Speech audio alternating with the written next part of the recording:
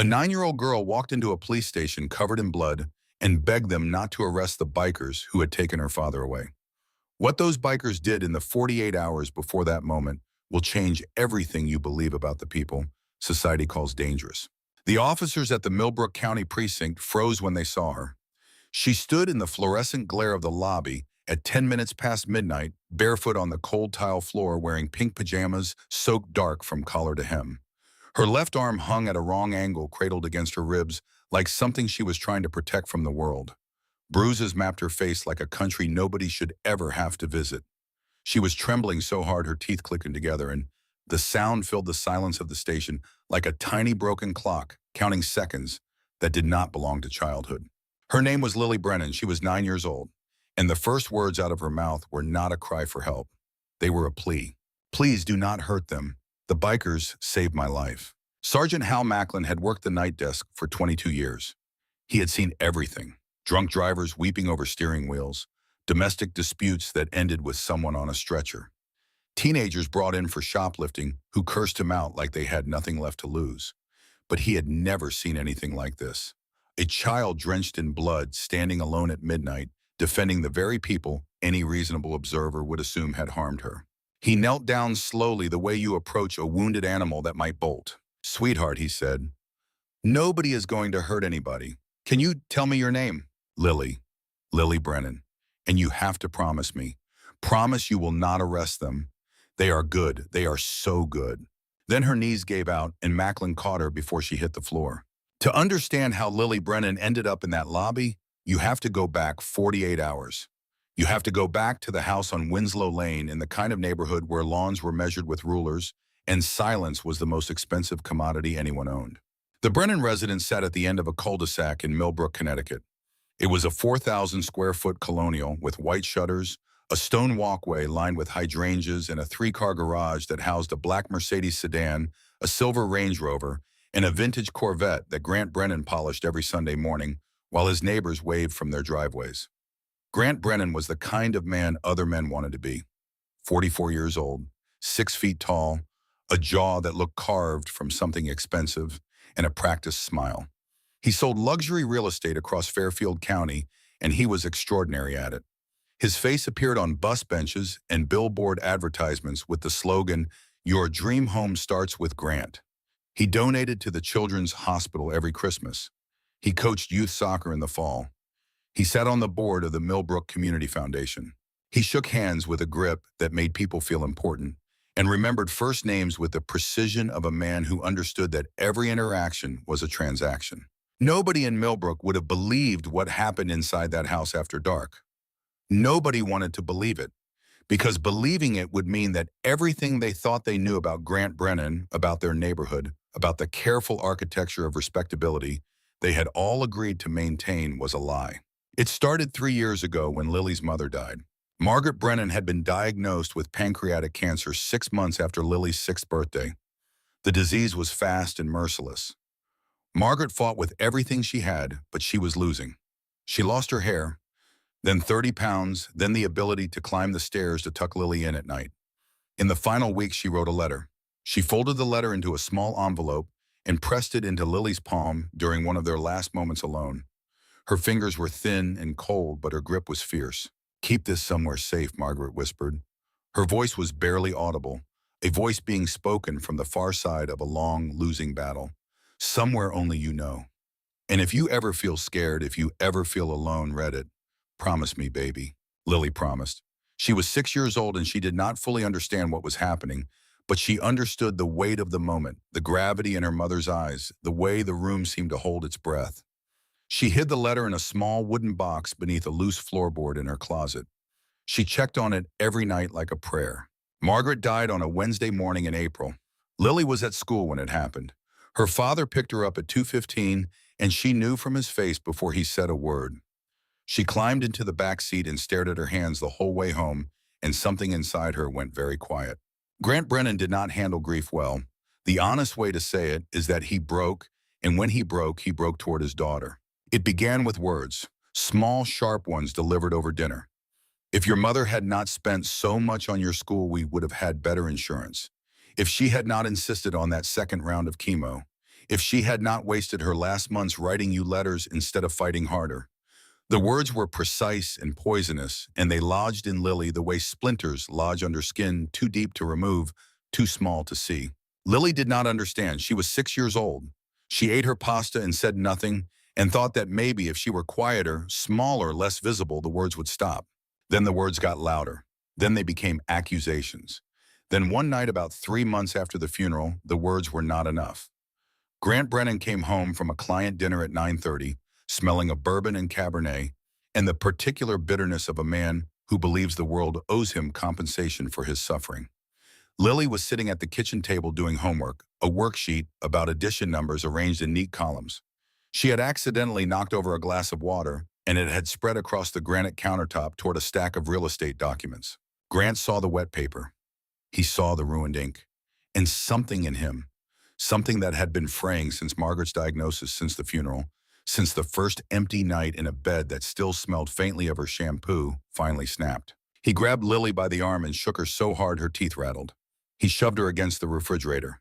The magnetic letters she had arranged to spell MOMMY scattered across the floor like shrapnel from a word that no longer had a home. That was the first time. It was not the last. Over 3 years, the violence became routine. Grant would come home, pour his first glass of wine, and by the third glass, his eyes would go somewhere dark. By 9 o'clock, whatever small infraction Lily had committed that day would become the justification for what came next. Lily learned to read the signs. The clink of the third glass meant 15 minutes. The creak of the fifth stair meant he was coming. If she made it to the closet behind the winter coats and covered her mouth with both hands, the neighbors would not hear. She wore long sleeves to school in June and told anyone who asked that she was clumsy. She told the lie so many times it became a second skin. Her teacher, Mrs. Hadley, did not believe the lie.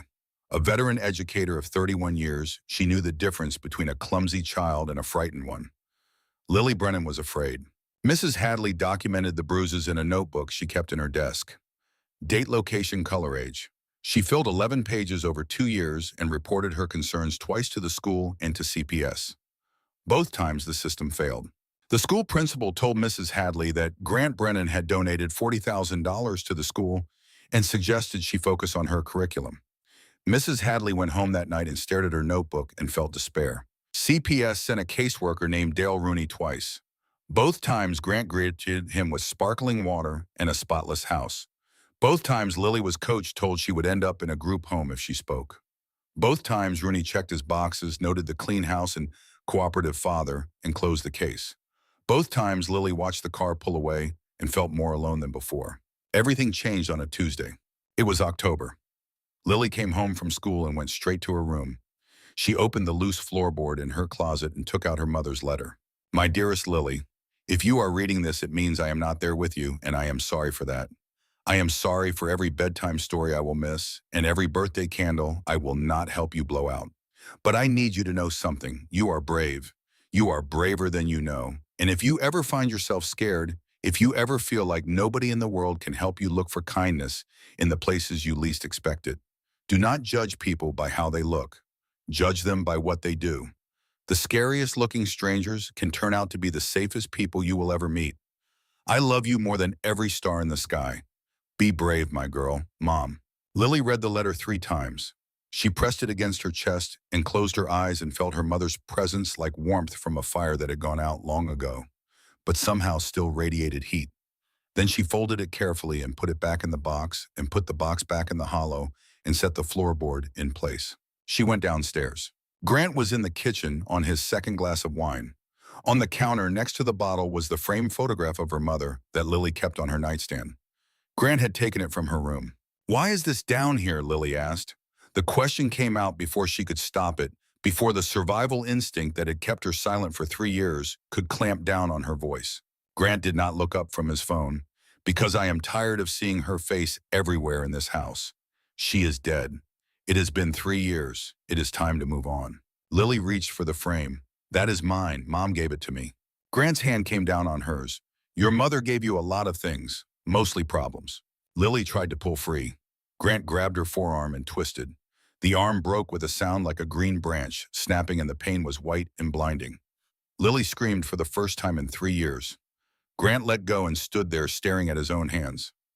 Lily crumpled to the floor, cradling the arm that hung at an angle arms should not hang at. Then Lily did something she had never done before. She ran. She ran out the back door, through the hedge, down Maple Street.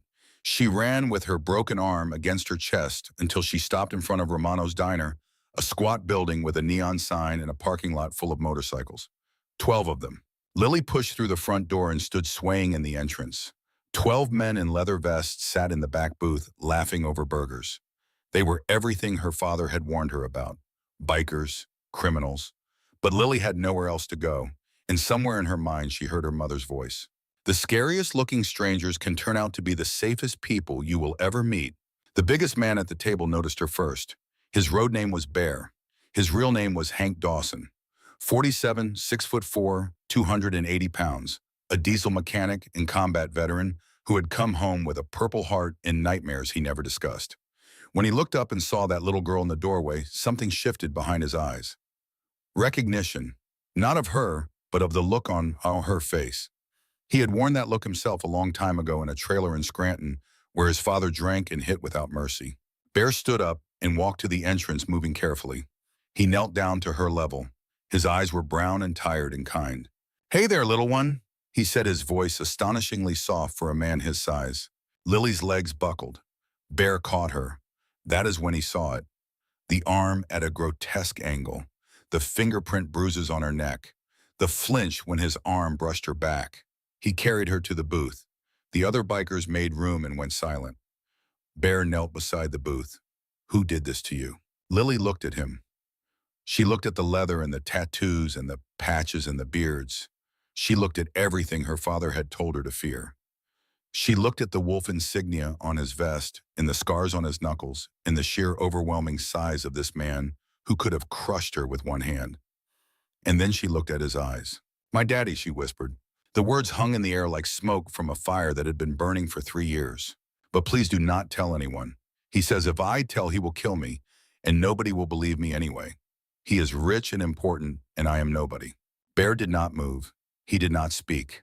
He stayed kneeling beside that booth, with his enormous hands flat on the vinyl seat, and let the words settle into him like stones dropping into deep water, each one finding its place among the stones.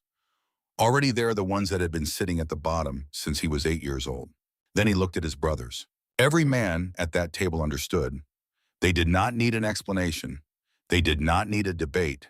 They did not need to take a vote or form a committee or consult a manual. Each one of them carried something that made this moment personal, a scar or a memory or a loss that connected them to the girl in the booth, the way roots connect separate trees to the same underground network. There was Mitch Rorick, road name Crow. 41, a former police officer who had quit the force 3 years ago after a 7-year-old boy he had fought to protect was returned to his abusive father by a family court judge and died 6 weeks later. Mitch turned in his badge and joined the Iron Wolves because they were the only people who did not look away. There was Daryl Voss, road name Snake. 53, lean and weathered. 10 years ago, his daughter Sophie, 22, had been killed by her boyfriend. Daryl had spoken to her the night before. She said everything was fine. He had believed her and gone to sleep and woke to a call from the coroner. He had never forgiven himself. When Lily whispered, "My daddy," Daryl Voss put both hands flat on the table and pressed down until the wood creaked under the pressure.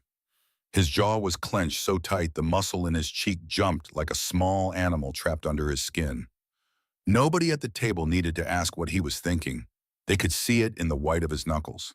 They could see it in the way his eyes went somewhere else, somewhere 10 years ago, somewhere he could not reach. There was Cal Jeffries, road name Tommy. 39, 2 tours in Iraq, a father of 2 daughters he adored.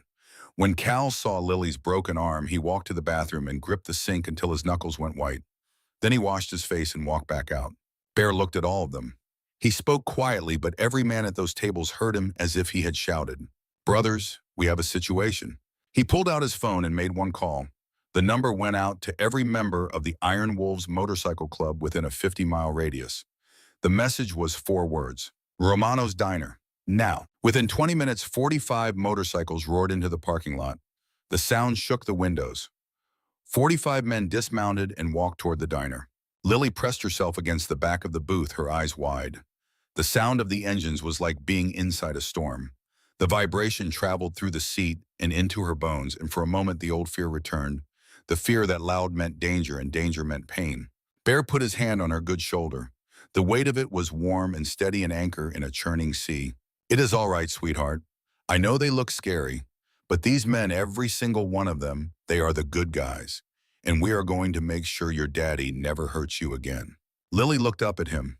She was shaking, but something in her eyes shifted just slightly, a tiny flame igniting in a vast darkness. She reached into the pocket of her jacket, the jacket she had grabbed from the hook by the back door, as she ran and pulled out a crumpled envelope. She held it against her chest. My mom wrote me a letter, she said, before she died. She said the scariest looking strangers can be the safest people. Bear stared at the envelope. He swallowed hard, and the movement was visible in the thick column of his throat. Your mom sounds like she was a very smart lady. She was, Lily said. She was the smartest person I ever knew. The Iron Wolves filled Romano's diner until there was standing room only. 45 men in leather vests smelling of exhaust and night air, and the particular energy of men who have been summoned for a purpose they do not yet know but are already committed to. They ordered coffee and pie and spoke in low, serious tones while Bear explained the situation. Mitch took charge. He sat across from Lily and asked her to tell him what happened. She told him everything. The wine, the closet, the long sleeves, the CPS visits, the third glass, the sound her arm made. She spoke for 40 minutes. The diner was silent. When she finished, Mitch looked at Bear. His face was the face of a man who had just received confirmation of something he had already known, but hoped was not true. We need to get her to a hospital, Mitch said. Now, and we need to document everything. Photographs, medical reports, testimony, everything we can get that will hold up in court. Because this man has money and connections and charm has gotten people out of worse situations than this. Bear nodded. Cal was already on his feet. I will drive. My truck is out back. She cannot ride on a bike with that arm. Daryl stood up. His voice was rough, like gravel being poured from a bucket. I am coming. Bear leaned down to Lily. We are going to take you to the hospital, okay? They are going to fix your arm and make sure you are all right. And then we are going to make sure you never have to go back to that house. Lily looked at him with eyes that were far too old for her face, eyes that had seen 3 years of a truth that most adults never have to confront. Do you promise? Bear put his enormous hand over hers. The contrast was almost absurd, his massive scarred hand covering her small pale one, like a roof covering a house. But the touch was gentle, impossibly gentle, the touch of a man who understood that what he was holding was not just a child's hand, but a child's trust. And that trust, once given by a child who had every reason never to give it again, was the most fragile and precious thing in the world. I promise, he said. They drove to Millbrook General in Cal's truck. Lily fell asleep against Bear's arm within 5 minutes. Dr. Caroline Adler, the ER doctor, took one look at her and ordered a full workup. The x-rays told a devastating story. A broken arm, 3 cracked ribs in various stages of healing, an old collarbone fracture that had healed wrong, a hairline orbital fracture. The body of a 9-year-old girl read like a geological record of violence. Dr. Adler came out and found the 4 bikers filling the hallway. How did we miss this? She said. She went back in and spent 90 minutes creating the most detailed medical record of her career, photographing every injury with clinical precision. While Lily was being treated, Bear stepped outside. He leaned against the hospital wall and let himself remember. He was 8 years old in a trailer in Scranton, and his father hit him the way weather happens without warning. A stranger at a gas station saw the bruises when he was 12 and knelt down and said 5 words that changed his life. Honey, who is hurting you? That woman called the police. Hank ended up with his grandmother in Ohio, who showed him that adults could be trusted. He never learned the stranger's name, but he founded the Iron Wolves because of her, because he promised himself he would be the person who knelt down. He went back inside. Lily was sitting up in her hospital bed. Her arm was in a cast white plaster running from her fingers to above her elbow. The bruises on her face had been photographed and documented and were now being treated with cold compresses. She looked small and pale and exhausted, but there was something in her expression that had not been there before. A loosening, a release of tension so deep and so long held that its absence changed the geometry of her face. Bear pulled a chair up to her bed and sat down. The chair groaned under his weight like a small protest. How are you feeling? Lily looked at him. My arm does not hurt so much anymore. They gave me medicine. Good. A silence settled between them, but it was not uncomfortable. It was the silence of two people who did not need words to communicate the important things. Then Lily spoke again, and her voice was so quiet it barely disturbed the air. Are you going to send me back to him? Bear leaned forward. He looked her directly in the eyes, holding her gaze with the steadiness of a man who had spent a lifetime learning to be the anchor other people held on to. Lily, listen to me. You are never going back to that house. Do you hear me? Never. I do not care what it takes. I do not care who I have to talk to or what I have to do or what it costs. You are safe now, and you are going to stay safe. Lily stared at him for a long moment, searching his face with the expertise of a child who had spent 3 years decoding adult expressions, looking for the tells that signaled a lie, the slight tightening around the eyes, the almost imperceptible uptick in pitch, the smile that arrives a half-second too quickly. She searched and found nothing. She reached under her pillow and pulled out the envelope. Margaret's letter, creased and soft from years of handling the paper, almost translucent at the folds. My mom said to find kindness in the places I least expected it, she said. I think she meant you. Bear could not speak for a moment. His throat closed around the words the way a fist closes around something it does not want to let go. When he found his voice, it was thick and rough. Your mom was right. Down the hall, Mitch Rourke was on the phone. He had one number left in his contacts from his years on the force. One person he trusted without reservation, without qualification, without the asterisk that he mentally placed next to the name of every other officer he had ever worked with. Detective Nora Sable, 38, was sharp, honest, and fundamentally unimpressed by wealth or status. Mitch called her at 11:15 at night. Nora, it is Mitch Rourke. A pause. The sound of a television being muted. Mitch, it has been a while. What is going on? I need you to come to Millbrook General. I have a 9-year-old girl with a broken arm, cracked ribs, and 3 years of abuse that nobody in this town bothered to stop.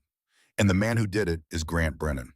The silence on the other end of the line lasted exactly 4 seconds. In those 4 seconds, Mitch could hear Nora processing the way you can hear a machine engaging gears before it begins to move. I will be there in 20 minutes. She arrived within 20 minutes, reviewed the evidence, sat with Lily, and came out of the room with her jaw set. This is solid, she said. I am getting an arrest warrant tonight. Mitch exhaled slowly. By the book. By the book, Nora said. Every step, every procedure, every I dotted. This man has money and he has a lawyer, and he is going to fight this with everything he has. We are not giving him a single procedural gap to crawl through. It was 10:15 when the motorcycle started.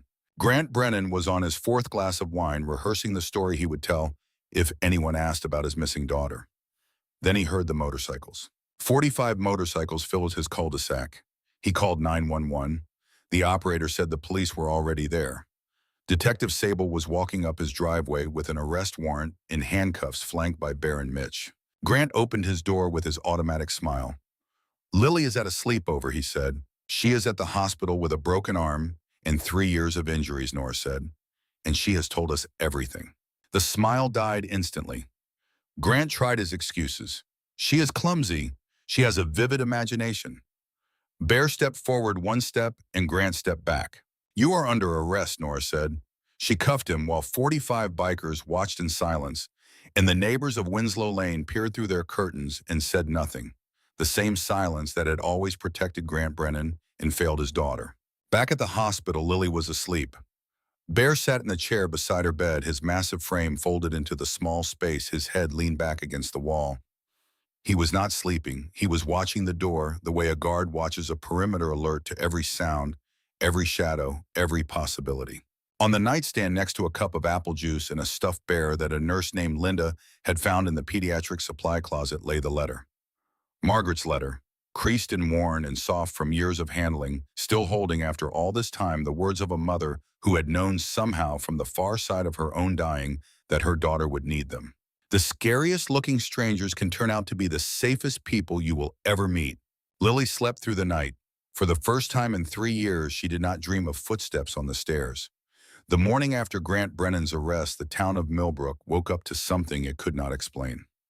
45 motorcycles were parked in a neat row outside Millbrook General Hospital, gleaming in the early light like a steel fence around a garden nobody had remembered to protect until now.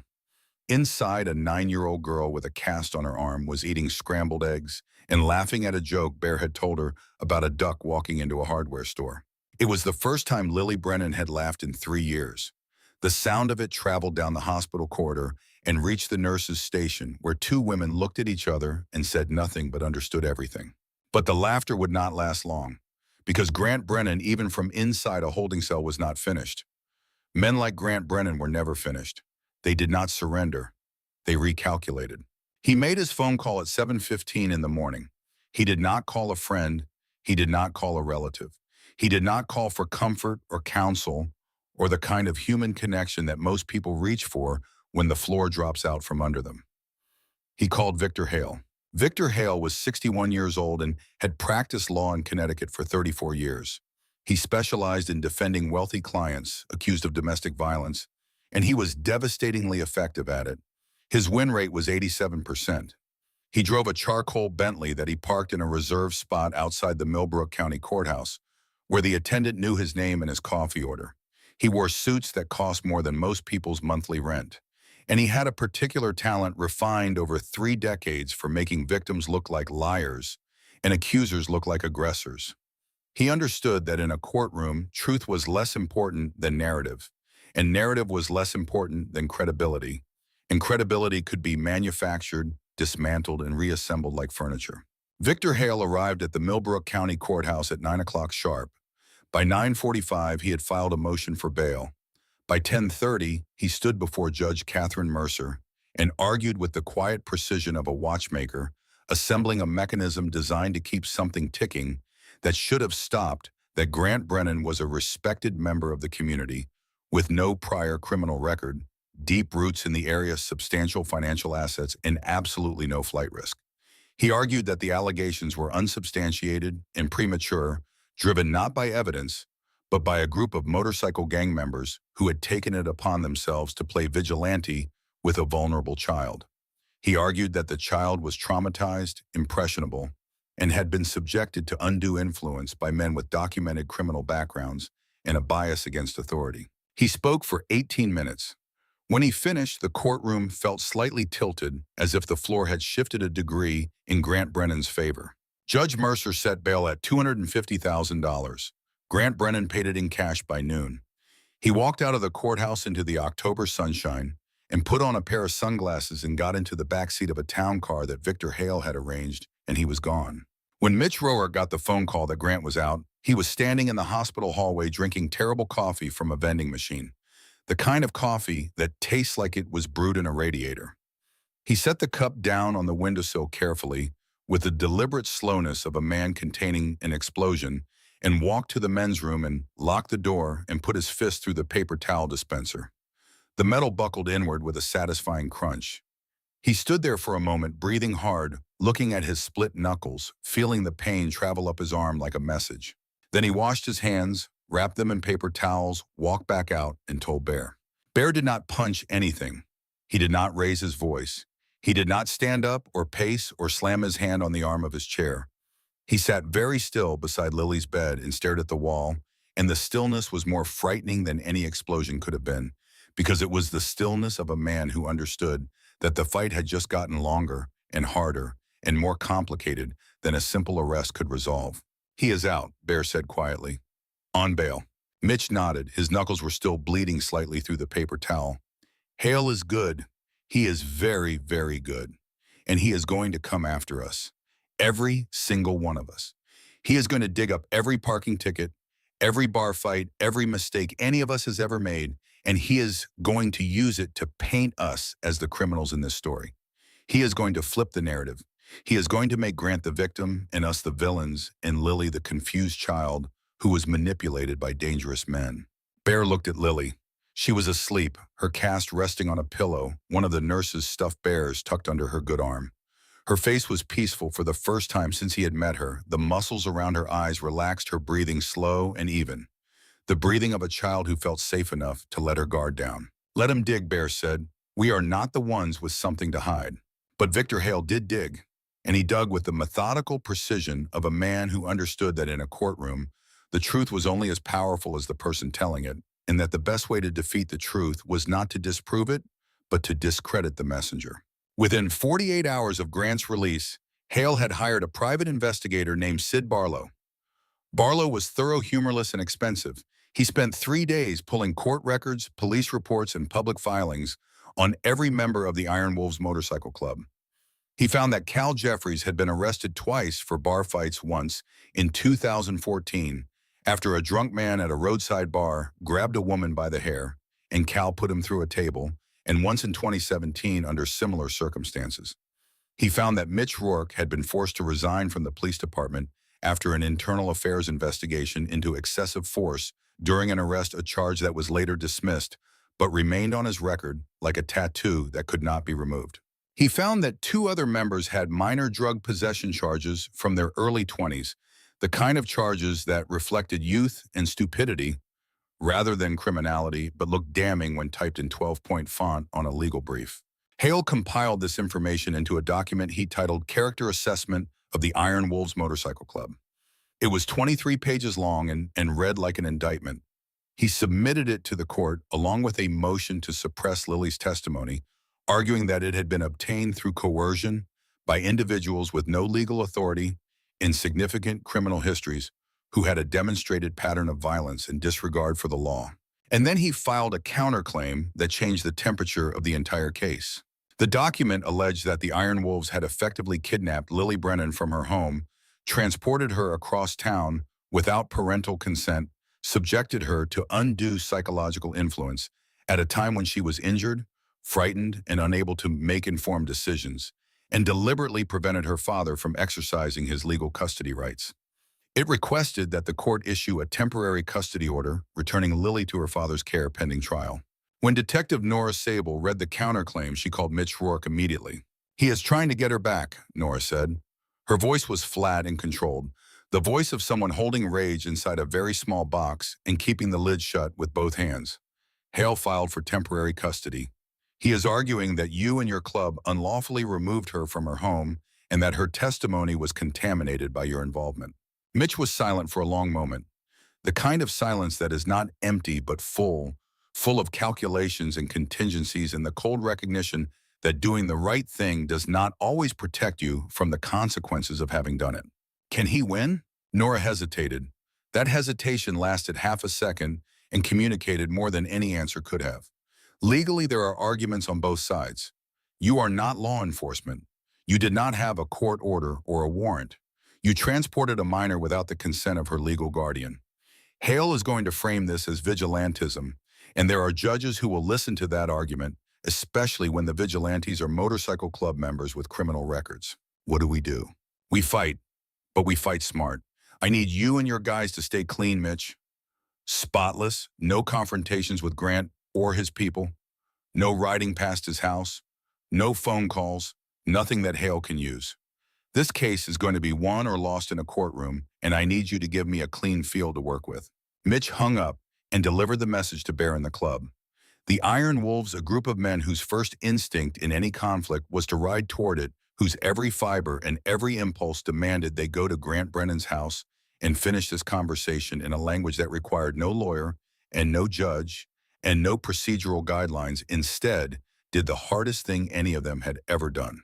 They waited, they stood down, they swallowed their rage and their instinct and their fury, and they waited because Mitch told them to, and because Bear told them to, and because they understood, every one of them, that Lily's case would be won, not by strength, but by patience, not by thunder, but by evidence, not by the justice they wanted to deliver, but by the justice the system was supposed to provide. The hearing on temporary custody was scheduled for the following Thursday. Lily, who was being kept in the hospital while social services arranged emergency foster placement, did not know about Hale's motion. Bear had made a decision not to tell her. Not yet. Not until they had to. Because there are some fears that a child should be shielded from as long as possible, and the fear of being returned to your abuser is one of them. But Lily was not oblivious. She was 9 years old, but she had spent 3 years reading the weather in adult faces with the precision of a meteorologist, scanning for the pressure drops and temperature changes that preceded storms. She could tell something had changed. Bear's visits were longer. His jokes were a little too cheerful, a little too frequent, as if he were building a wall of humor between her and something she was not supposed to see. The other bikers who rotated through the hallway outside her room seemed tenser. Their smiles were wider, but their eyes were harder, and Lily knew the difference between a real smile and a performed one, the way most people know the difference between sunlight and fluorescent light. On Wednesday evening, the night before the hearing, Lily looked at Bear and said, "He is coming back for me, is he not?" Bear looked at her. He wanted to lie. Every protective instinct in his body told him to lie to wrap her in reassurance and hope in the comfortable fiction that everything was going to be fine. But Hank Dawson had grown up inside lies. His father's lies about why there were bruises. The system's lies about why nothing changed. The lie that everything was fine when everything was on fire. He had built his entire adult life on the refusal to participate in that architecture of deception. And he was not going to start now. Not with this child, not with this child who had already been lied to by every adult who was supposed to protect her. "There is a hearing tomorrow," he said carefully, choosing each word the way a man crossing a frozen lake chooses each step. "Your father's lawyer is asking the court for permission to see you, but Detective Sable is fighting it. The prosecutor is fighting it, and we are fighting it, and you have doctors and evidence and the truth on your side, and the truth is the strongest weapon there is." Lily's face went white. The color drained from her cheeks the way water drains from a bathtub, steadily and completely leaving her skin the color of the hospital sheets. She pulled the blanket up to her chin, and her breathing quickened, short, shallow breaths that came too fast and too close together. Bear reached for her hand. His enormous hand closed around her small one, warm and steady. "Hey, look at me, Lily. Look at me." She looked at him. "Do you remember what I told you the first night at the diner? I told you that you were never going back. I meant it. I have never broken a promise in my life, and I am not starting with you. Not now, not ever." Lily searched his face. She searched it with the expertise of 3 years of practice, looking for the tells, the micro-expressions, the almost invisible signals that separate truth from performance. She searched and found nothing except a man who meant what he said with every cell in his enormous body. "Okay," she whispered, "I believe you." The hearing took place in Courtroom 3 of the Millbrook County Courthouse on a Thursday morning that was gray and overcast, the kind of October day that cannot decide whether to rain and settles for a pervasive, noncommittal dampness. Judge Catherine Mercer presided. Victor Hale sat at the defense table in a charcoal suit with a silk pocket square, his silver hair combed back, his reading glasses perched on his nose like a prop in a one-man show about trustworthiness. Grant Brennan sat beside him in a blue blazer, white shirt, no tie, clean-shaven, looking like a man arriving at a country club brunch who had been slightly inconvenienced by a misunderstanding. On the other side, Assistant District Attorney Ellen Marsh stood beside Detective Sable. ADA Marsh was a sharp-featured woman in her early 50s who had prosecuted domestic violence cases for 22 years and had developed an immunity to charm the way doctors develop an immunity to the sight of blood. Behind them in the gallery sat Bear, Mitch, Cal, Darrell, and 11 other Iron Wolves.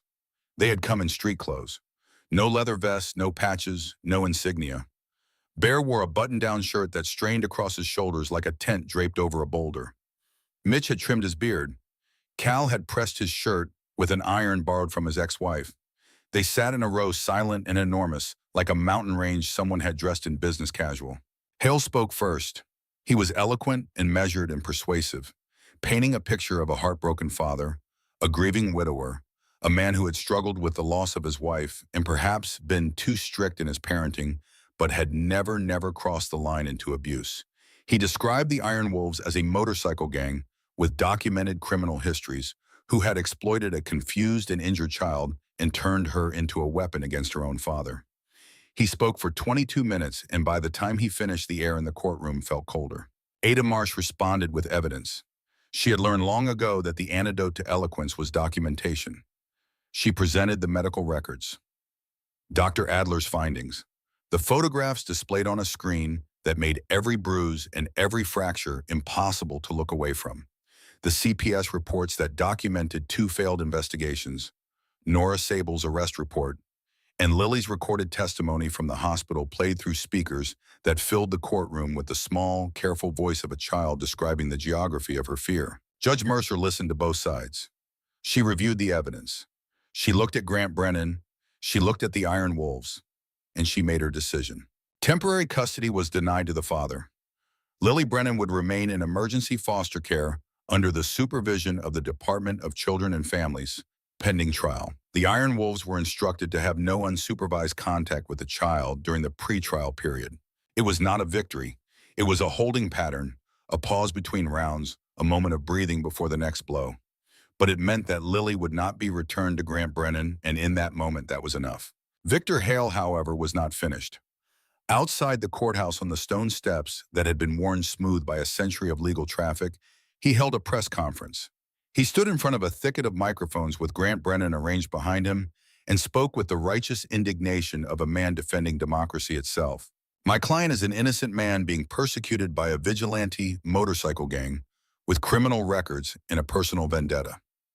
This child has been manipulated, coached, and weaponized against her own father by men who have no legal standing and no moral authority. We will prove this at trial, and when we do, the individuals responsible for this travesty will face legal consequences of their own. The story made the evening news. Local stations ran it with graphics and serious-faced anchors, and the kind of headlines that are designed to generate clicks. Biker gang accused of manipulating child in custody dispute. The narrative Hale had built was taking hold, spreading through cable news segments and social media feeds and dinner table conversations across Millbrook like a vine growing over the truth. Bear watched the news coverage on the small television in the hospital waiting room. His face was unreadable, the face of a man who had learned long ago that showing what you feel is a luxury that not everyone can afford. Mitch stood beside him. He is controlling the story, Mitch said quietly. He is making this about us instead of about Lily. Classic misdirection. Bear nodded, so we changed the story. How? By finding out what else Grant Brennan has been hiding. Because men like him do not stop at one. They never stop at one. This was where Daryl Voss stepped forward. Daryl, who barely spoke at club meetings, who occupied the corners of rooms the way shadows occupy the spaces beneath furniture. Daryl, who spent most of his free time alone in his garage restoring a 1972 Harley-Davidson shovelhead that had belonged to his daughter Sophie, working on it with the careful, meditative attention of a man engaged in an act of remembrance rather than mechanics. Daryl, who carried his grief like a stone in his coat pocket and always present, always heavy, always shifting with every step. Before joining the Iron Wolves, Daryl had worked for 20 years as an insurance investigator. He had a talent for finding things that people did not want found. He understood paper trails and financial records and the patterns that emerge when you look at data with the patience of someone who knows that the truth is usually hiding in the thing you almost did not bother to check. He started with Grant Brennan's real estate business. Grant sold luxury homes. He held open houses every weekend, sometimes 2 or 3 per day, elaborate affairs catered with wine and imported cheese designed to attract wealthy buyers and their families. The houses were staged with fresh flowers and ambient music and the kind of carefully curated atmosphere that made people feel wealthy just by walking through the door.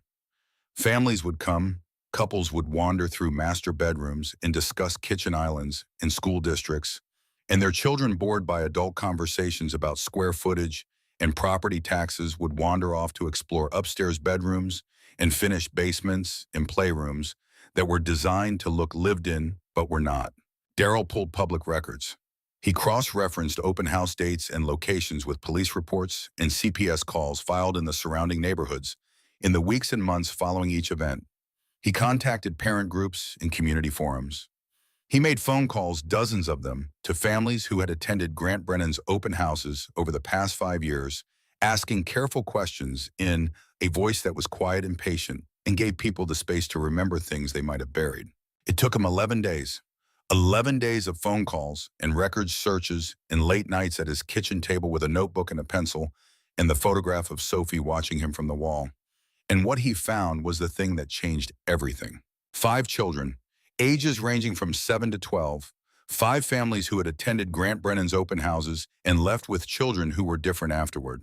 Quieter, more withdrawn. Children who flinched at sudden movements. Children who did not want to be alone with adult men.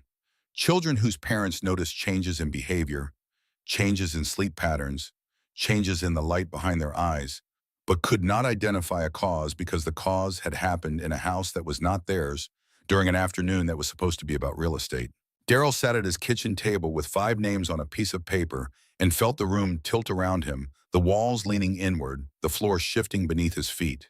5 names, 5 children, 5 families who had no idea that the charming man pouring wine and discussing crown molding had used their children's boredom as a window. He called Bear. "There are more," Daryl said. His voice was barely controlled, the voice of a man holding a live wire with both hands and trying not to let go. 5 more kids at his open houses over the past 4 years. Bear was silent for 10 full seconds. The silence had weight and temperature and texture. Then he said, "Call Nora." Detective Nora Sable received the information on a Friday afternoon. By Saturday morning, she had assembled a team of 3 officers and 2 trained child advocates, and they began conducting interviews with all 5 families. Each interview was recorded on video. Each child was given the option to have a parent or advocate present. Each session was handled with the kind of forensic care that Nora had learned was the difference between a case that held together under cross-examination and one that Victor Hale could dismantle in 15 minutes. 3 of the 5 children disclosed immediately. They described encounters during open houses when Grant Brennan had found them alone in bedrooms or basements or playrooms and done things that the children did not have adequate words for but described with a clarity that left no room for interpretation. The descriptions were consistent with each other. The pattern was unmistakable. The other 2 children were not ready to talk. Their parents were scared. Grant Brennan had money and Victor Hale and the kind of social capital that made ordinary families feel small and exposed. These were not wealthy families. These were people who drove used cars and worried about grocery bills and understood, with the clear-eyed pragmatism of people who live paycheck to paycheck, that a legal battle with a rich man was a fight they could not afford. But the 3 who spoke were enough. Combined with Lily's testimony and Dr. Adler's medical evidence, the case against Grant Brennan was no longer about 1 child and 1 broken arm. It was about a pattern, a predator, a man who had used his professional access, his social charm, and his financial resources to hurt children and hide behind the machinery of respectability that this country builds around people with the right smile and the right address. ADA, Ellen Marsh convened a grand jury. The indictment came down on a Wednesday morning, 23 counts: aggravated child abuse, assault on a minor, endangerment, and 5 additional counts related to the open house victims. The document was 41 pages long. Victor Hale requested a copy and spent the evening reading it in his office with a glass of scotch, and for the first time in a long career, a slight tremor in his hand. Meanwhile, something quieter was happening, something that would prove to be the final piece.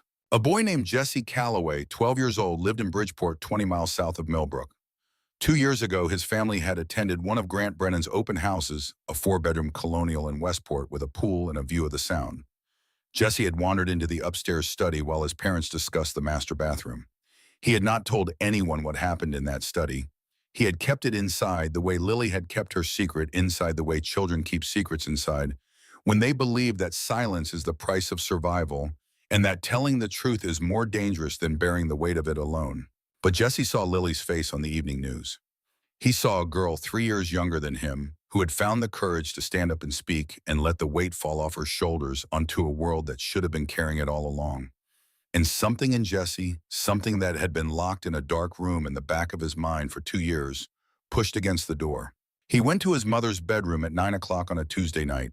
She was sitting up in bed reading a novel. He stood in the doorway for a full minute, his hands at his sides, his shoulders slightly hunched, before she noticed him. "Jesse, what is wrong, honey?" "Mom, I need to tell you something about that open house we went to, the one with Mr. Brennan." His mother set down her book. She looked at her son's face and saw something there that she had not seen before, or perhaps had seen but had not understood. The color of his skin, the set of his jaw, the way his eyes were looking at her but also looking past her into a memory that he was about to release into the room like a bird from a cage. She said, "Come here, baby. Come sit down." Jesse gave his statement to Detective Sable the following morning. He was the 6th child. His testimony was clear, detailed, and delivered with the steady voice of a boy who had decided that he was done being silent and did not intend to be silent again. When Nora called Mitch with the news, Mitch went straight to the hospital and told Bear. Bear was sitting in his usual chair beside Lily's bed. Lily had been moved out of the acute ward and into a private room that a hospital administrator had quietly arranged after learning the details of her case. She was drawing with colored pencils, her cast covered in signatures from every member of the Iron Wolves. She had asked each of them to sign it during their visits, and 45 men who could bench press their own body weight had hunched over a small pink plaster cast with markers and written their road names in careful oversized letters alongside messages that would have made anyone who read them revise everything they thought they knew about bikers. Stay strong, little wolf. You are one of us now. Brave girl, we have got your back forever. Bear listened to Mitch's report and said nothing for a long time. He watched Lily drawing, concentrating on a picture of a wolf riding a motorcycle, her tongue poking out of the corner of her mouth the way children do when they are focused on something that matters to them. How many more are there? Bear said. It was not a question directed at Mitch. It was directed at the universe, at the system, at every institution and individual that had looked at Grant Brennan and seen only the smile. That evening, Bear drove to Daryl's garage. Daryl was sitting on an overturned bucket next to the shovelhead, holding a wrench he was not using, staring at a photograph taped to the wall above his workbench. The photograph showed a young woman with dark hair and a wide, unguarded smile standing next to a motorcycle on a sunny day. Sophie Voss, 22 years old. 22 forever. Bear sat down on another bucket. The garage smelled of motor oil and metal shavings and the particular quality of silence that accumulates in places where grief has been left to age undisturbed. You found them, Bear said. You found those kids. Daryl did not look away from the photograph. I found them too late. Just like I found out about Sophie too late. The timing is always wrong. I am always one step behind.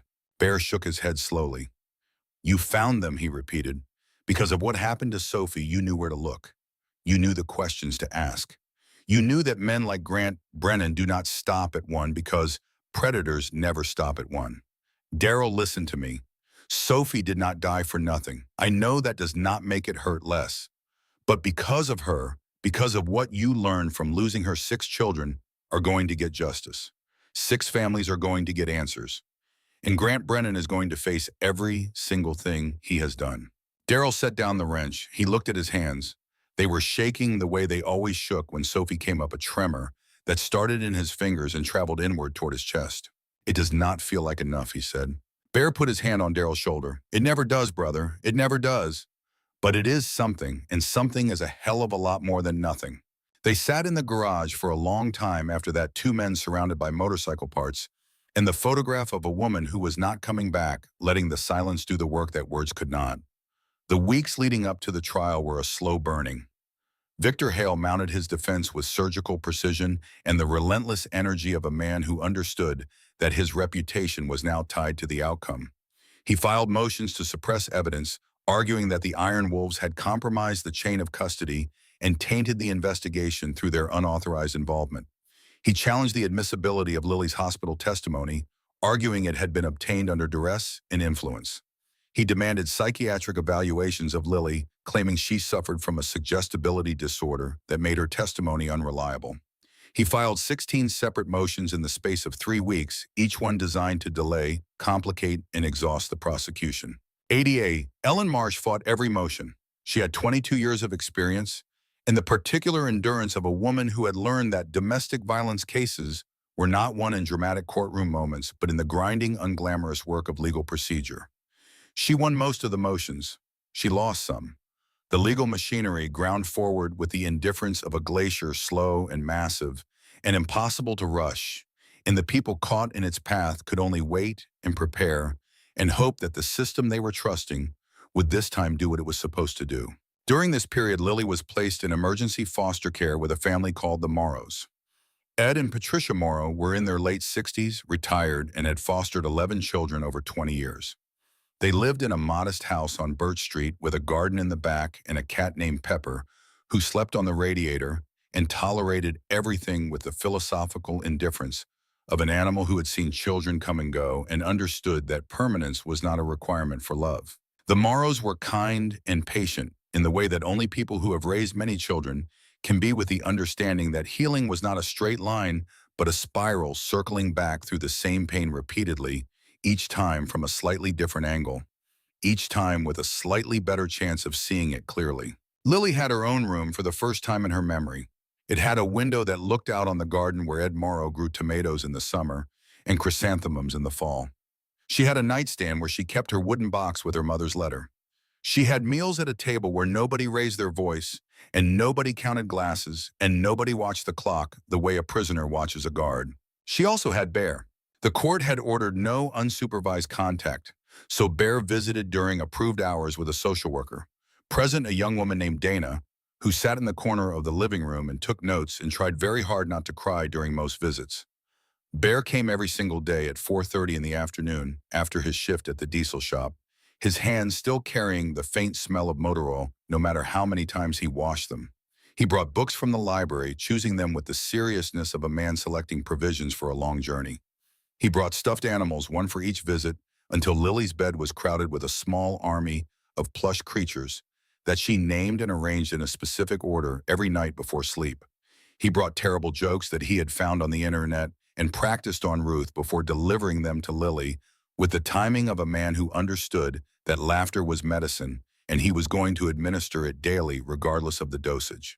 He brought her a small leather journal one afternoon, the kind with a strap that wrapped around it to keep it closed. "You can write anything you want in here," he told her. "Anything at all. Things that make you happy, things that scare you, things you do not want to say out loud yet.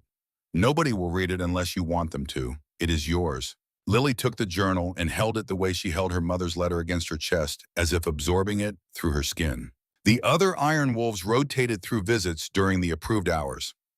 Cal brought his two daughters one Saturday afternoon, and Lily played with them in the Morrow's backyard, running through the sprinklers that Ed had set up, despite the October chill, shrieking with laughter and getting soaked and not caring because this was what children were supposed to do, and she had been denied it for 3 years.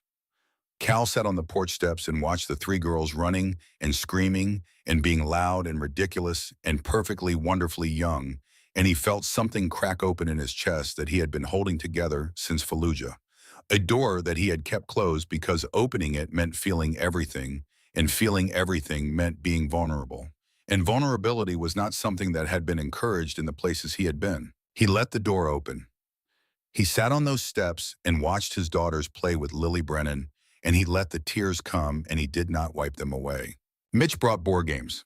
He and Lily played Clue every Tuesday afternoon at the Morrow's kitchen table, and she beat him 7 consecutive times, accusing the right suspect with the right weapon in the right room, while Mitch stared at his cards in theatrical disbelief. He insisted she was cheating. She dissolved into giggles and called him a sore loser. Ed Morrow watched from the doorway and smiled and said nothing because he had fostered 11 children and he knew what healing looked like, and it looked exactly like this. Daryl brought her nothing. He simply sat in the corner of the living room during his visits and watched her with an expression that was difficult to read, the expression of a man looking at something through a window he could not open. He was quiet. He occupied space the way he always did, minimally and without announcement. But one Tuesday near the end of his visit, Lily walked over to him. She was carrying a drawing she had made during art class at school, a picture done in colored pencil on construction paper. It showed a tall, thin man standing next to a motorcycle.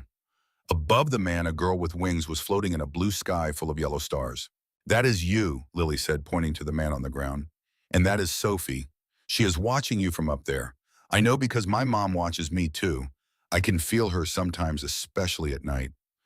I think they are friends up there."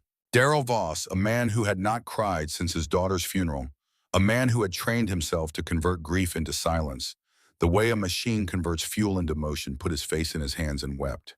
The sound came from somewhere deep and structural, the sound of something that had been supporting weight for a decade finally letting go. Lily put her small hand on his knee and stood there patient and still, the way someone does when they understand grief from the inside, when they have lived in its house and know its rooms and its hallways and the particular quality of its silence. Dana, the social worker, set down her pen and looked at the wall and breathed. But the weight of what was coming pressed on all of them. The trial was set for April. The prosecution's case was strong, but not invulnerable. Victor Hale was a master of the courtroom, and Grant Brennan, even from behind a defense table, projected an image that was hard to reconcile with the word monster. He looked like a man you would want as a neighbor. He looked like a man you would trust to coach your children's soccer team. That was what made him so dangerous, and that was exactly what Hale would exploit. 3 weeks before the trial, something happened that nobody expected. Grant Brennan, through intermediaries, managed to send a message to Lily. It arrived in the form of a gift box left on the Morrow's front porch. Inside was a stuffed rabbit, cream-colored and soft, the same kind Margaret Brennan used to buy for Lily on her birthday every year. Attached to the rabbit was a small card. The card read in handwriting that Lily recognized immediately because she had seen it on school permission slips and checks, and the notes her father left on the kitchen counter before the violence began. "I miss you, sweetheart. I hope we can be a family again soon. Daddy loves you." To anyone else, to any person who did not know the history, it would have looked like an innocent gesture. A father's love expressed through a stuffed animal and a handwritten card. But Lily knew better. She recognized the rabbit as a replica of the one her mother used to give her, and the choice was not coincidental. It was a message. "I know what matters to you. I know how to reach you." She recognized the handwriting and the tone, the warm paternal voice that was indistinguishable from genuine love, unless you had experienced what lived beneath it. And she recognized the real message, the one that lived underneath the words like a current beneath still water. "I know where you are. I can reach you anywhere. You are not safe." Lily did not scream. She did not cry. She went very quiet, the kind of quiet she had perfected over 3 years of survival, the silence of a creature that has learned to become invisible when the predator draws near. She carried the rabbit to her room and sat on her bed and stared at it.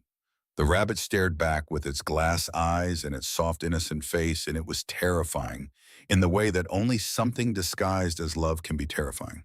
Then she asked Mrs. Morrow to call Bear. He was there within the hour, Dana the social worker beside him. Lily handed him the box and the card without a word. Her face was white and still, and her eyes were dry, and he recognized the expression instantly because he had worn it himself. The expression of a child who has been reminded that safety is conditional and that the person who can take it away is still out there. Bear read the card. His face went through several stages, each one more carefully controlled than the last, like a man walking through rooms in a burning building and closing each door behind him to slow the fire's progress. When he looked up, his eyes were the color of winter. He called Nora Sable. "Nora," he said, "we have a problem." Detective Sable documented the gift as evidence of a contact violation. She photographed the box, the rabbit, the card, the handwriting. She petitioned the court for a restraining order and enhanced protective measures. Judge Mercer granted both within 24 hours and issued a warning to Grant Brennan through his attorney that any further contact, direct or indirect, would result in immediate revocation of bail. Victor Hale, when presented with the judge's order, told his client to sit down and listen very carefully. Whatever Hale said in that meeting, Grant Brennan did not attempt to contact Lily again. But the damage was done. That night, Lily did not sleep. She lay in her bed at the Morrow's house and stared at the ceiling and listened to the sounds of the house settling around her. The creak of old wood, the hum of the refrigerator downstairs, the distant sound of Ed Morrow's television through two closed doors. Every sound was a potential footstep. Every shift of the house was a potential warning. At 2 in the morning, Mrs. Morrow found Lily sitting in her closet with her knees drawn up to her chest, her back against the wall, holding her mother's letter in both hands. She was not crying. She was simply sitting in the dark, waiting for something that was not coming, but that she could not stop expecting. "I do not want to go back," Lily whispered. "Please do not let them send me back." Mrs. Morrow lowered herself to the closet floor beside Lily. Her knees protested. Her back protested. She did not care. She sat down on the floor of a closet at 2 in the morning because a child needed someone to sit beside her in the dark, and that was reason enough. "Nobody is sending you anywhere," she said. "You are right here, and there are a lot of people, a lot of very large people, with very loud motorcycles making sure you stay right here." Lily leaned against her shoulder. The letter crinkled in her hand. "My mom said to be brave," she whispered. Mrs. Morrow put her arm around her. "You are the bravest person I have ever met, and I have been doing this for 20 years. 3 weeks later, the trial of Grant Brennan began on a Monday morning in April. Courtroom 1 of the Millbrook County Superior Court was built in 1923 with high ceilings, dark wood paneling, and tall windows that let in the kind of solemn filtered light that makes everything look consequential. Every seat in the gallery was taken by 8:30. Reporters filled the back rows. Local television cameras were stationed on the courthouse steps. The case had become the kind of story that small towns talk about for decades, the kind that sorts people into categories. They did not choose the kind that reveals under pressure what a community is actually made of. Grant Brennan entered the courtroom at 8:45. He wore a navy suit, a white shirt, and a burgundy tie. His hair was freshly cut. His shoes were polished.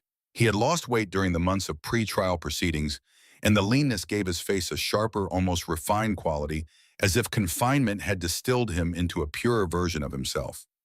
He sat beside Victor Hale and placed his hands on the defense table, fingers laced the picture of composed, patient innocence. Across the aisle, Ellen Marsh arranged her files with the methodical efficiency of a woman who had spent 2 decades preparing for days exactly like this one. Beside her sat Detective Nora Sable, notebook, open pen uncapped, ready. In the gallery, the Iron Wolves filled 2 entire rows. Bear sat in the center in a charcoal sport coat that Ruth had helped him select at a department store in Stamford, a process that had taken 2 hours and involved Bear standing in front of a mirror saying, "I look like a bouncer at a funeral," until Ruth told him he looked handsome, and he accepted defeat. Mitch was beside him. Cal was on the other side. Daryl sat at the far end of the row still, and watchful, his eyes fixed on the defense table like a hawk studying terrain from a great height. Lily was not in the courtroom. Not yet. She was in a small room down the hall, a room with neutral walls and soft chairs, and a window that looked out on the courthouse parking lot, sitting with Mrs. Morrow and a child advocate named Patricia Dunn. She was wearing a blue dress that Mrs. Morrow had bought her for the occasion, plain and simple and appropriate. Her cast had been removed 2 weeks earlier, and her left arm was thin and pale where the plaster had been, the skin slightly wrinkled, like a plant that had been kept from the sun. In her lap, folded into a tight square, was her mother's letter. The jury consisted of 12 citizens, 7 women and 5 men ranging in age from 28 to 71. They were teachers, accountants, a plumber, a retired nurse, a UPS driver, a librarian. They were people who paid taxes and drove their children to school and cut their lawns on weekends and believed in the abstract way that most Americans believe it, that the justice system worked. They were about to find out whether that belief was justified. Judge Robert Callahan presided. He was 64, silver-haired, with deep lines around his mouth, and a reputation for running his courtroom with the quiet authority of a man who did not need to raise his voice because everyone in the room understood that he could. The prosecution opened. Ellen Marsh stood before the jury and spoke without notes. Her voice was clear and deliberate and utterly devoid of drama, because she had learned that in cases like this, the facts were dramatic enough.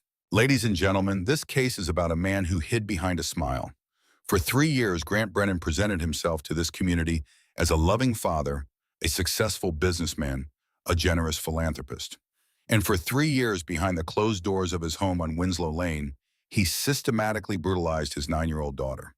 You will hear from doctors who examined Lily Brennan and found injuries spanning years. You will hear from other children who encountered Grant Brennan and were harmed by him. And you will hear from Lily herself. She is 9 years old. She is sitting in a room down the hall right now, waiting for her turn to speak. And when she does, I ask you to listen, really listen, because she has been trying to be heard for 3 years, and this is the first time anyone with the power to do something about it is going to be in the room. Victor Hale's opening was a performance of controlled sympathy swing. He stood before the jury and spoke with the regretful warmth of a man who truly wished the truth were different but felt compelled to share it. This case is not what it appears, he began. My client is a grieving father who lost his wife to cancer and struggled, as any parent would, to raise a daughter alone. Were there moments of imperfect parenting? Perhaps. But the allegations before you have been shaped, amplified, and distorted by a group of men, a motorcycle club with documented criminal histories, who inserted themselves into a family crisis and turned a frightened little girl into a weapon against her own father. I ask you to consider the source. Consider who presented this evidence. Consider whether a child 9 years old in pain and in fear might say what she believes the powerful adults around her want to hear. The first 3 days of testimony were the prosecution's. Dr. Caroline Adler took the stand and walked the jury through Lily's medical history with the precision of a cartographer mapping a territory that should not exist. She showed x-rays on a wall-mounted screen. She explained the biomechanics of each injury, the force required, the direction of impact, the difference between injuries caused by accidental falls and injuries caused by deliberate human force. She pointed to the healed fractures, the cracked ribs, the orbital bone damage, and described how each one fit into a timeline of escalating violence. When Hale cross-examined her, he adopted a tone of respectful skepticism. Doctor, is it not possible that a particularly active child, one who plays sports, climbs trees, engages in rough play, might sustain injuries similar to the ones you have described? Dr. Adler looked at him over her reading glasses with an expression that was polite and devastating in equal measure. Mr. Hale, in 30 years of emergency medicine, I have never seen a child accidentally fracture her own ribs in 3 separate locations at 3 separate times. I have never seen a child accidentally break her own orbital bone. I have never seen a pattern of healed fractures spanning years that is consistent with clumsiness. What I have seen many times is a pattern exactly like this one in children who are being systematically abused. And that is what this is. The courtroom was silent. One of the jurors, a woman in her 40s, pressed her fist against her mouth. Dale Rooney, the CPS caseworker, testified next. He was visibly uncomfortable on the stand, a man being required to account publicly for a failure that he had been accounting for privately every night for months. He admitted that he had visited the Brennan home twice and found no evidence of abuse. When Marsh asked him why, he straightened in his chair and spoke with the painful honesty of a man who has given up on excuses. The father was convincing, he said. The house was immaculate. The child denied everything. And I had 47 other cases on my desk. I am not saying that as an excuse. There is no excuse. I am saying it because it is the truth. I should have interviewed the child separately. I should have pushed harder. I should have looked past the presentation and focused on the child. I did not. And that is something I will carry for the rest of my life. On the fourth day, the other children testified. Their identities were protected by court order. They appeared via closed-circuit video from a separate room, their faces obscured, their voices slightly modified. But the content of their testimony was unmodified, unfiltered, and devastating. Then Jesse Calloway took the stand. He appeared in person. He had insisted on it. He walked into the courtroom in a collared shirt that his mother had ironed that morning and sat in the witness chair and looked directly at Grant Brennan with the steady, unblinking gaze of a 12-year-old boy who had decided that he was finished being afraid. He told the jury what had happened at the open house 2 years ago clearly and without hesitation. When ADA Marsh asked him why he had decided to come forward, now after 2 years of silence, Jesse looked at the jury and said, "Because I saw Lily on the news. She is 9. She is younger than me and smaller than me, and she had it worse than me. And she was brave enough to tell the truth. So I figured I had no right to stay quiet anymore." Victor Hale did not cross-examine Jesse Calloway. Even Hale understood that there are moments in a courtroom when the best strategy is to stop talking. On the fifth day, Lily Brennan walked into the courtroom. The room went absolutely still. Not quiet, still. The kind of stillness that happens when every person in a room simultaneously holds their breath and does not realize they are doing it. She was small. That was the first thing everyone noticed and the thing they would remember longest. She was so small in that blue dress, walking between Mrs. Morrow and Patricia Dunn, her left arm slightly favoring the side that had been broken, the muscles in her shoulder unconsciously angled to protect the place where the bone had healed.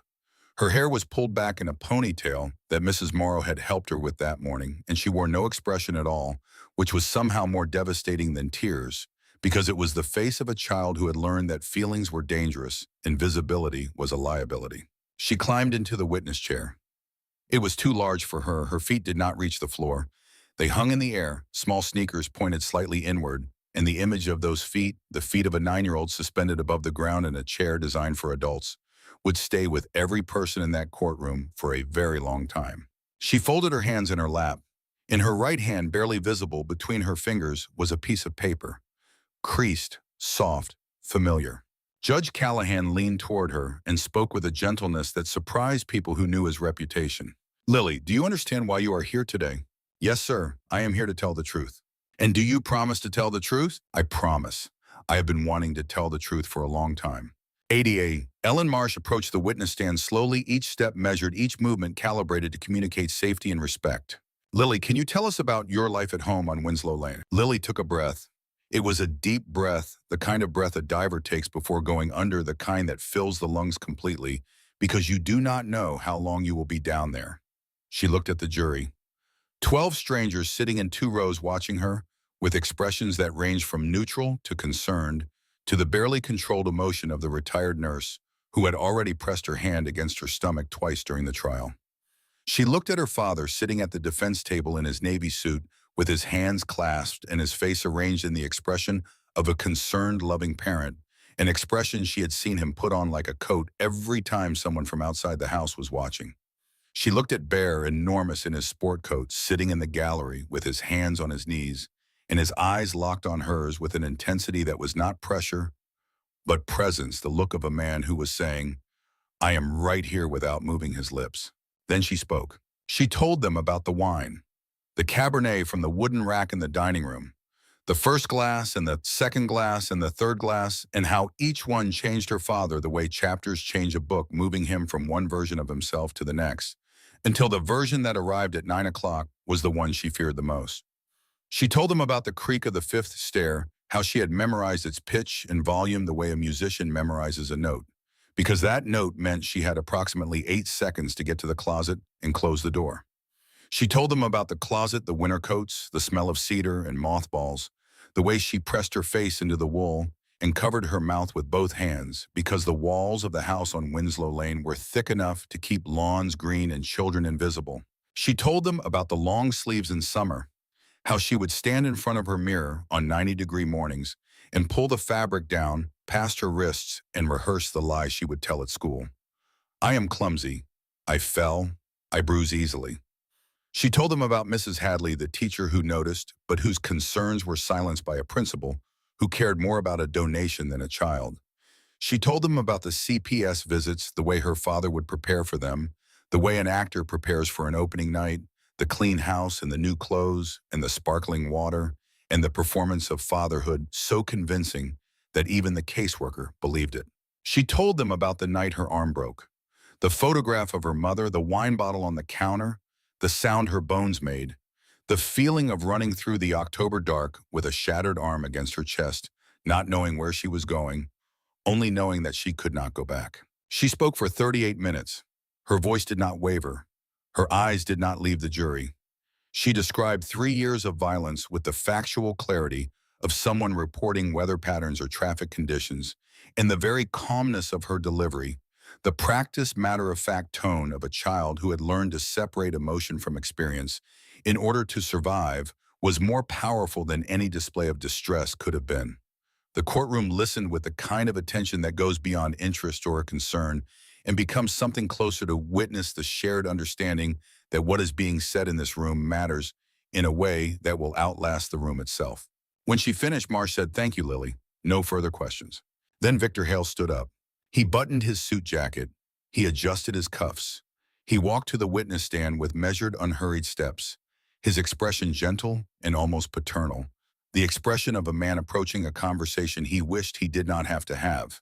He had cross-examined thousands of witnesses in his career. He had dismantled the testimony of police officers, medical experts, and seasoned professionals. But standing before a 9-year-old girl who had just described 3 years of abuse with the composure of a combat veteran, even Victor Hale had to pause and recalculate. "Lily," he began, his voice warm and careful. "You have been through a very difficult time, and I am sorry for that. I have just a few questions. The men who brought you to the hospital that night, the bikers, had you ever met them before?" "No, sir." "And they encouraged you to speak to the police, is that right? They told you to tell your story." Lily looked at him. She looked at this man in his expensive suit with his silver hair and his reading glasses, and his voice that was designed to make people feel comfortable and off balance at the same time. "Nobody told me to tell my story," she said. "They told me I was safe. That is what they said. And then I told them what happened, because for the first time in 3 years, I believed someone would actually listen. That is the difference. Nobody had to convince me. Someone just had to care." A ripple passed through the courtroom, the kind of ripple that happens when a room full of people simultaneously adjust their understanding of what they are hearing. Hale shifted. "Lily, is it possible that you were confused that night? You were hurt, you were scared, you were with strangers. Is it possible that some of what you remember has been shaped by what other people suggested to you?" Lily did not hesitate. Her voice was steady and clear, and carried the particular authority of someone who is telling a truth they have lived inside for years. "No, sir.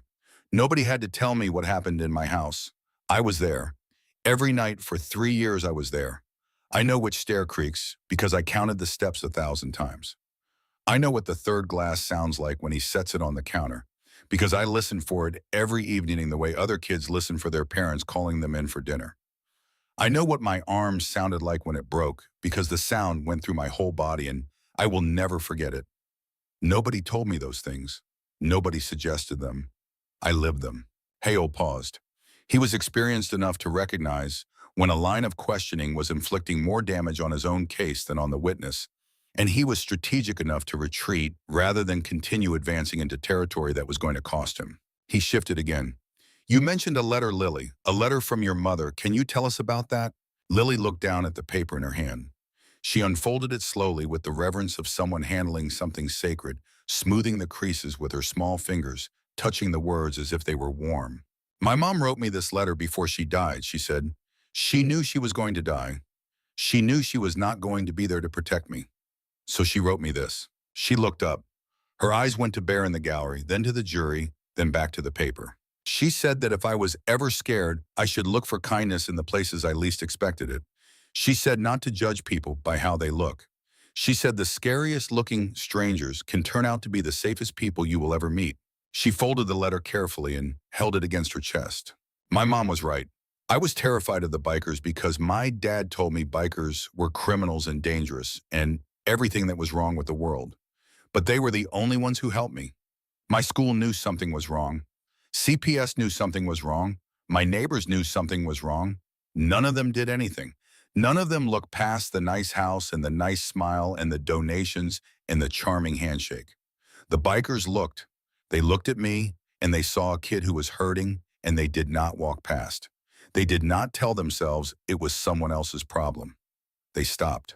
The courtroom was so quiet you could hear the clock on the wall counting seconds. You could hear the faint hum of the fluorescent lights in the ceiling. You could hear 12 jurors breathing and trying not to cry, and understanding all at once that the most important testimony in this trial had just been delivered by the smallest person in the room. Hale stood still for a moment. He glanced at Grant Brennan at the defense table, then he said no further questions. What happened next was not in anyone's script. It was not planned by the prosecution. It was not anticipated by the defense. It was the kind of moment that courtrooms produce when the pressure of a trial squeezes a person past the point where their performance can hold, and the thing beneath the performance breaks through like water through a dam. As Lily stepped down from the witness chair holding her mother's letter, walking carefully on legs that had been trembling for 38 minutes, Grant Brennan moved. He did not stand up gradually or deliberatively or with the careful control he had maintained for 5 days. He erupted. He pushed back from the defense table with such force that his chair struck the railing behind him with a crack that made the marshals flinch. His face, which had been a mask of composed, wounded fatherhood for the entire trial, cracked open, like something brittle struck by something hard, and what was beneath it was the face of the man who lived on Winslow Lane, after 9 o'clock, the face that Lily had been trying to describe. "You are just like her," he shouted. His arm extended, his finger pointing at Lily like a weapon aimed at a target. "You are just like your mother, always the victim, always making me look like the monster. Everything I did because she left me. She gave up. She quit. She dated me and she left me alone with you, and you have been nothing but a burden since the day you were born." The courtroom erupted. Judge Callahan slammed his gavel so hard the base jumped half an inch off the bench. Victor Hale lunged for Grant's arm and grabbed the sleeve of his suit jacket and pulled. Marshals surged forward from their positions along the wall. ADA Marsh stood motionless watching. The jury watched. The gallery watched. Everyone watched as the man in the Navy suit revealed himself. "I gave you everything," Grant screamed, his voice cracking, his face contorted, veins standing out on his neck like cables under strain. "I gave you a house. I gave you clothes. I gave you food. I gave you everything your mother left behind, and this is how you repay me. By lying. By sitting up there and lying in front of the whole world. You ungrateful little..." Order. Judge Callahan's voice was not loud. It was not a shout. It was something more effective. It was the voice of institutional authority delivered with the cold precision of a blade. "Mr. Brennan, you will sit down immediately and you will be silent, or you will be removed from this courtroom and held in contempt, and your bail will be revoked before you can draw your next breath." The marshals forced Grant back into his chair. Victor Hale leaned close to his client and said something sharp and quiet that nobody else could hear, but that everyone could imagine. Grant sat. He was breathing like a man who had sprinted a mile. His face was red. His eyes were wet and wild and empty all at once, the eyes of a man who had spent his entire life constructing a version of himself and had just watched it collapse in public. And every member of the jury saw it. 7 women and 5 men sitting in 2 rows watched a man lose control and point his finger at his 9-year-old daughter and call her a burden and scream that everything was her dead mother's fault. And they saw in that unscripted moment the person behind the pleasant smile and the navy suit and the burgundy tie. They saw what Lily had been living with. They saw what she had been describing. And they believed her not because the evidence was overwhelming though it was, and not because the other children had corroborated her story though they had, but because Grant Brennan had just stood up in a courtroom and showed them exactly who he was. Lily had not moved. She stood beside the witness chair, small and still holding her mother's letter against her chest. She was not crying. She was not shaking. She looked at her father with an expression that 12 jurors would later describe independently and in almost identical language as the saddest and bravest thing they had ever seen. It was the expression of a child who had just watched the last illusion dissolve the illusion that her father might someday change, that the man who hurt her might someday become the man he pretended to be. She watched it go, and she let it go, and she stood there, 9 years old and weightless, with the release of it. Bear was on his feet in the gallery, every muscle in his body tensed, his body angled toward Lily like a wall being built between her and anything that might come next. Mitch had his hand on Bear's arm, not restraining him exactly, but anchoring him. The other Iron Wolves were standing. The entire gallery was standing. Patricia Dunn, the child advocate, gently put her hand on Lily's back and guided her toward the courtroom doors. As they reached the exit, Lily looked back. Not at her father, at Bear. She gave him the smallest nod, barely perceptible, a movement so slight that only someone watching for it would have seen it. A nod that said, "I am okay. I did it." Bear sat down. He put his face in his hands. His shoulders shook once, a single convulsion that passed through his body like a wave, and then he was still. The jury deliberated for 94 minutes. When they filed back into the courtroom, the foreperson, a 58-year-old librarian named Helen Farrow, held a single sheet of paper. Her hands were steady. Her voice was clear. On count 1, aggravated child abuse in the 1st degree. Guilty. On count 2, domestic assault causing serious bodily harm to a minor. Guilty. The word repeated 23 times. Guilty. Guilty. Guilty. Each one spoken into the courtroom like a note in a dirge, each one landing in the silence with the weight and finality of a door being closed that would not open again. Grant Brennan did not react. He sat at the defense table perfectly still, staring at a point on the wooden surface in front of him, as if trying to find a version of reality that matched the one he had been living in. Victor Hale sat beside him, his face professionally neutral, already mentally composing the appeal that he knew, and that Grant did not yet know, would not succeed. Judge Callahan set sentencing for the following month. When the date arrived, the courtroom was full again. Grant Brennan stood before the bench in an orange jumpsuit that did not fit as well as his Navy suits had. The charcoal blazers and the silk ties and the polished shoes were gone. What remained was a man in county-issued clothing, standing under fluorescent lights, waiting to be told how many years of his life would be spent in a room not much larger than the closet where his daughter used to hide. The judge spoke for 12 minutes. He described the evidence and the pattern and the failure of every institution that should have intervened. He described a man who had weaponized his wealth, his charm, and his community standing to inflict suffering on children who could not fight back. And then he delivered the sentence. 35 years in federal prison, no possibility of parole. Grant Brennan was led out of the courtroom in handcuffs and ankle chains. He walked with the stiff, mechanical gait of a man who has finally run out of performances to give, who has used his last smile and told his last lie, and discovered that the world behind the mask is very small and very quiet and has bars on the windows. In the gallery, Lily sat between Bear and his wife, Ruth. Ruth Dawson was 45 years old, a pediatric nurse with steady hands and a warm laugh, and the particular quality of calm that comes from spending your professional life around children who are scared and learning over thousands of interactions how to make them less so. She had been visiting Lily at the Morrow's home every week, bringing homemade oatmeal cookies and books she thought Lily might enjoy, and the kind of unhurried, undemanding presence that Lily had not experienced since her mother was alive. When the sentence was read, Lily reached over and took Bear's hand. She held it the way she held her mother's letter tightly with both hands, as if absorbing its warmth through her skin. She did not cheer. She did not celebrate. She leaned against Bear's arm and closed her eyes and exhaled slowly, a long, shaking breath that seemed to carry with it everything she had been holding every night of fear, every morning of lies, every moment of hiding and silence, and the particular loneliness of a child who knows the truth and cannot speak it. "Thank you," she whispered. Bear looked down at his daughter. His eyes were wet. This man who had survived combat and childhood abuse and the death of friends and the weight of memories that would have crushed someone less stubborn, this 280-pound diesel mechanic, in a sport coat that still did not fit right, was crying in a courtroom because a 9-year-old girl had said thank you. "You are safe now, little one," he said. "You are safe." The months that followed the trial were not a straight line. Healing never is. Lily started seeing a child psychologist named Dr. Sarah Whitfield, a woman who specialized in complex trauma, and understood that recovery was not about erasing the past, but about learning to carry it differently, the way you learn to carry a heavy pack on a long hike, adjusting the straps, redistributing the weight, finding the position that lets you keep walking. There were bad days, days when Lily woke up at 3 in the morning in a cold sweat, convinced she heard footsteps on the stairs, the creak of the fifth step, the sound of a wine glass being set on granite. Days when a door slamming or a car backfiring sent her diving behind furniture, her body responding to signals her mind had not yet learned to override.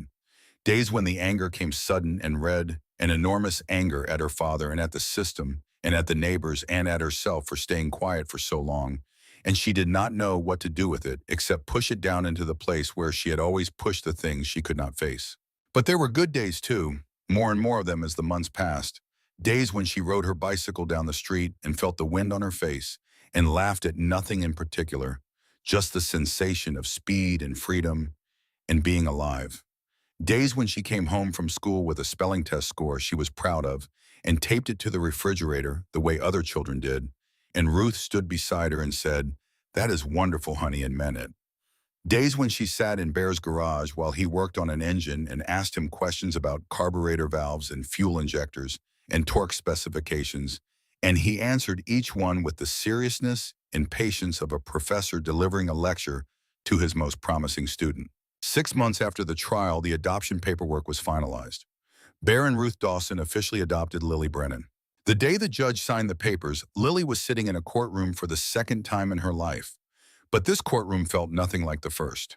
This one was warm. The judge was smiling.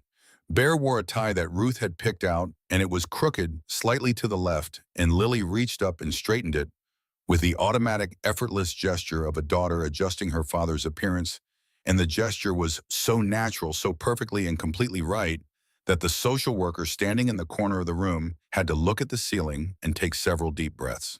When the judge asked Lily if she understood what was happening, Lily said, "Yes, sir. I am getting a family." The judge smiled. "That is exactly right." Lily looked at Bear and Ruth. She looked at these two people who had found her in a diner and caught her when she fell and sat beside her bed and brought her stuffed animals and terrible jokes and the steady, unwavering promise that she would never be hurt again. "I already had one," she said. "Now it is just on paper." 2 years passed. Lily turned 11 on a Saturday in October, 2 years, to the month from the night she stumbled into Romano's diner with a broken arm and a letter from her mother and no reason to believe that anyone in the world would help her. The party was held at the Iron Wolves Clubhouse, a converted warehouse on the industrial edge of Millbrook that smelled permanently of leather and coffee and diesel exhaust and the faint sweetness of the air fresheners that Ruth had hung from every available surface in a futile attempt to make the place smell like something other than a motorcycle repair shop. It had been decorated for the occasion with streamers and balloons which looked profoundly absurd, hanging from the exposed steel beams and the mounted deer head above the bar, as if a birthday party and a biker den had been placed in a blender, and the result had been poured into a warehouse. 45 bikers and their families filled the space. Children ran between the legs of enormous men. Wives and girlfriends arranged dishes on a long table constructed from 2 workbenches pushed together and covered with a plastic tablecloth that had unicorns on it because Cal's 7-year-old daughter had insisted. Cal's older daughter had made a banner that read, "Happy Birthday, Lily," in glitter and stickers, and the kind of aggressive enthusiasm that only an 11-year-old armed with a hot glue gun can produce. Mitch had ordered a cake from the bakery on Main Street, 3 tiers, chocolate with a frosting wolf on top, that the baker had done her absolute best with, but that looked objectively more like a surprise dog than a wolf, and it was perfect. Lily moved through the party like a spark of light. She was taller now, her face losing the roundness of early childhood, her eyes sharper and brighter, carrying a quality that had not been there 2 years ago, a quality that people who met her for the first time sometimes described as old, but that was actually something else. The clarity of someone who has been through darkness and emerged knowing the precise value of light.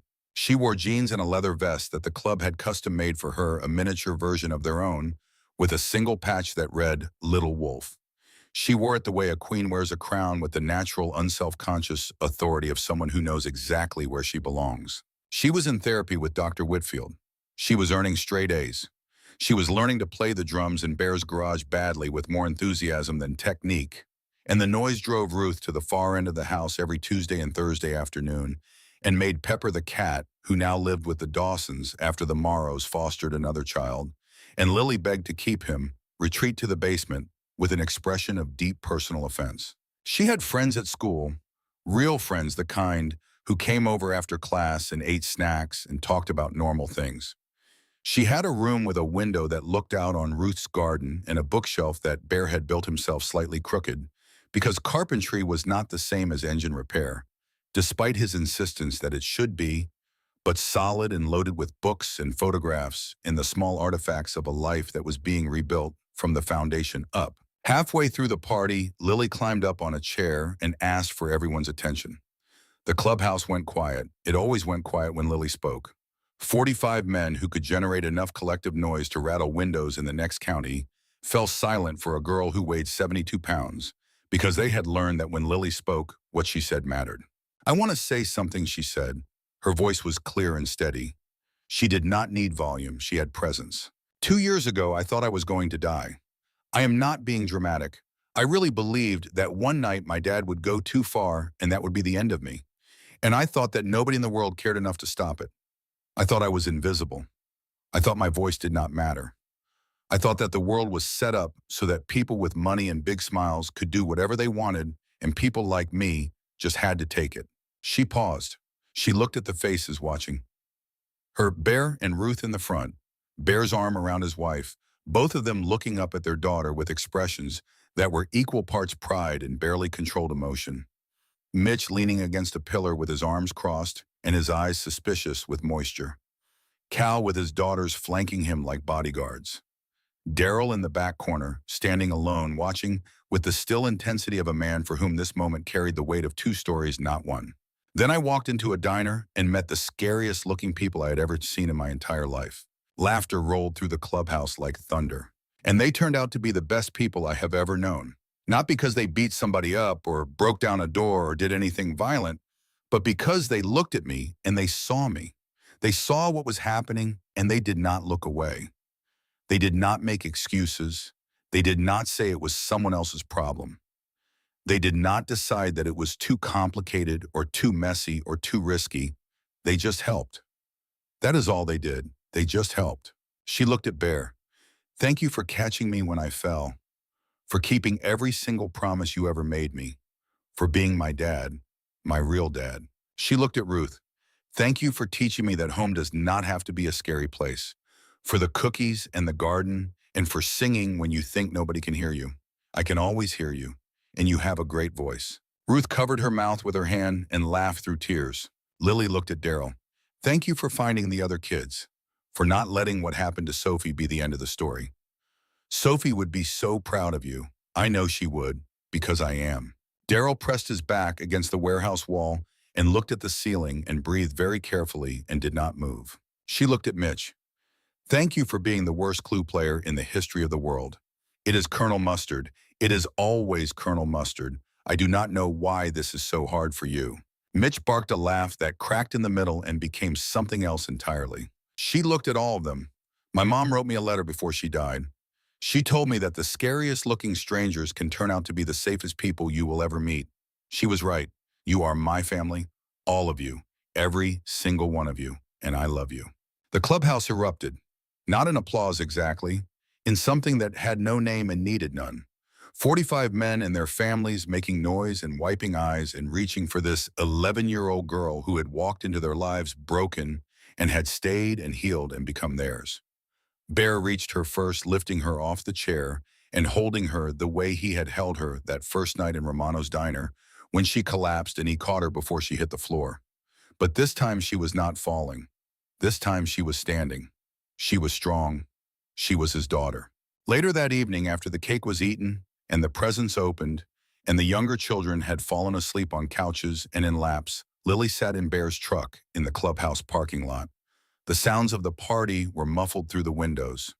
The October sky was clear, and the stars were visible in a way they never had been on Winslow Lane, where the street lights and the porch lights and the security lights of expensive houses drowned everything above them in a pale artificial glow. Lily held the wooden box in her lap. She opened it and took out the letter and read it one more time, the way she had read it 1,000 times before, each reading slightly different, because she was slightly different, older, stronger, further from the girl who had first hidden this letter beneath a loose floorboard in a closet that smelled of cedar. My dearest Lily, if you are reading this, it means I am not there with you. But I need you to know something. You are brave. You are braver than you know. Look for kindness in the places you least expect it. Do not judge people by how they look. Judge them by what they do. I love you more than every star in the sky. Be brave, my girl. Lily folded the letter. She looked at the stars through the windshield. She thought about her mother, and for the first time the memory did not hurt. It glowed warm and steady like a porch light left on by someone who was waiting for you to come home. She put the letter back in the box. She closed the lid. Then she went inside where her family was waiting. In the back corner of the clubhouse, after most of the guests had gone home, and the streamers hung limp from the steel beams, and the unicorn tablecloth was stained with chocolate frosting, and the surprise dog cake had been reduced to crumbs, Darrell Voss stood beside the 1972 Harley-Davidson shovelhead he had brought in for display. It was fully restored now. Every chrome surface polished to a mirror, every bolt tightened, every gasket replaced. It ran perfectly. It sounded like it had the day it left the factory 54 years ago, before Sophie was born, before everything. On the gas tank, in small, careful script that Darrell had painted himself with a brush, the width of a single hair, were 2 words: for Sophie. Beside this motorcycle, on a small table covered with a white cloth, sat a framed photograph of his daughter and a stack of flyers printed on heavy cream-colored paper.